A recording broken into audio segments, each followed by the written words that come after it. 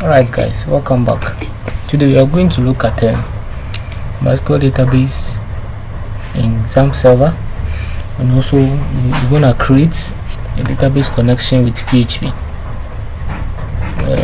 MySQL database connection with PHP. Okay, so let's get started. Open your C drive, open your XAMPP, make sure you have installed XAMPP server, and also start your XAMPP control. Make sure you start the Apache server and also the MySQL server. Now after starting these servers, go to your browser and type localhost/dashboard. You see this page, locate PHP MyAdmin here. Now this interface is being presented to you. So this is your PHP MyAdmin, where you create your database and database tables. Alright, so in the MySQL database system, you see you have databases, SQL, status, user accounts, export, import, settings, what have you. Now in the databases tab is where you have a list of databases you've created. So to create a database, you come to your database tab and you type your database name you want to create, say users or tutorials, any database name you want to create. After putting in the database name, you click on create to create your database for you. So these are a couple of databases I have here. On the SQL tab, this is where you write your queries. So insert into tutorials,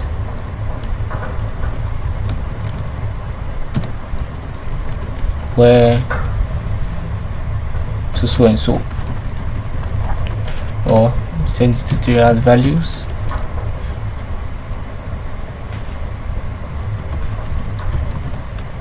then you put in your values here. So this is where you write your SQL queries.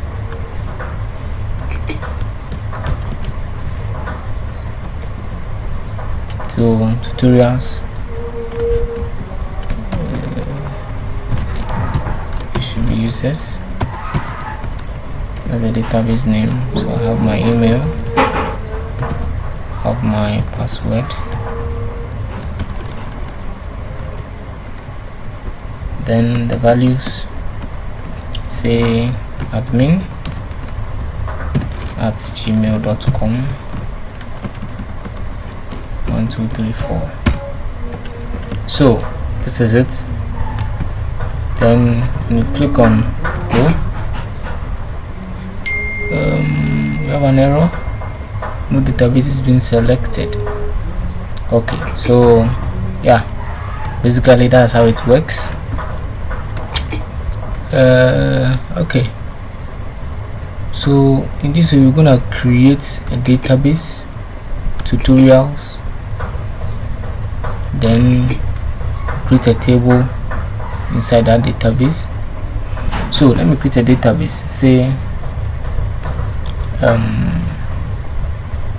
any database name, new DB. So the database is being created, new DB here. The table, let me say users, create, and I'll create the ID, create the email, password. Okay, so the type is integer, it should be variable character. Give it 29 password variable character 295. So here should be auto increment. Then you save. See that your new DB is being created as a database name. Then you have the users here. Simple. So you have your users database. You can go to all the database lists and delete any database you want. So the one I've created, this one, I'll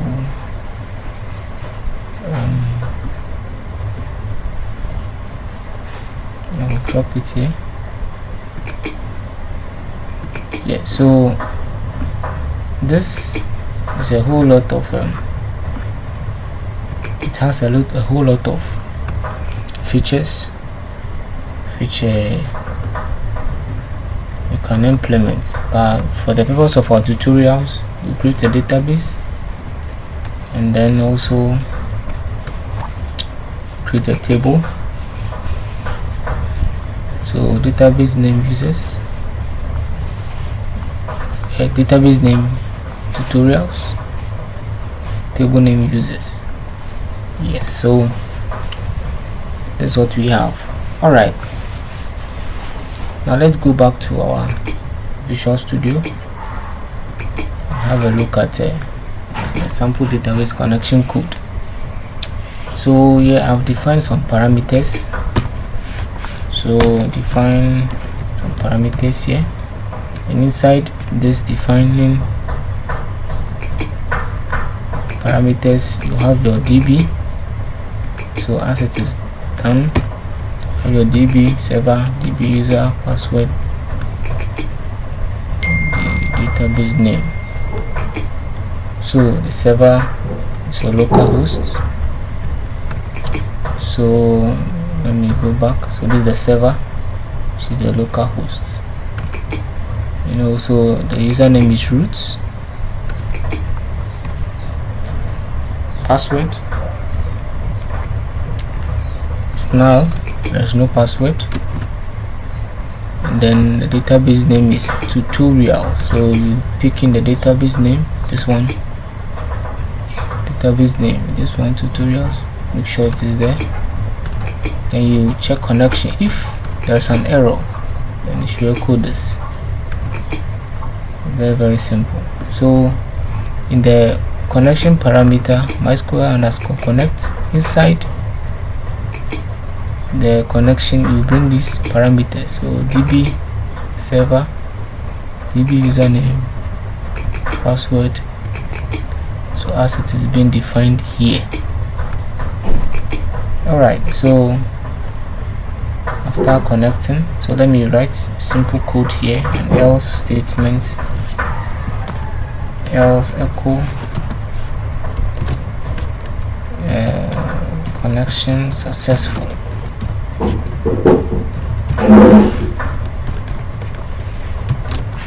So go to your browser, localhost, tutorials, db.php. See, our database is being connected successfully. So when you mistakenly put a non-database name here, say my DB, look at the error, fatal error. So to display if there's an error, to display MySQL error,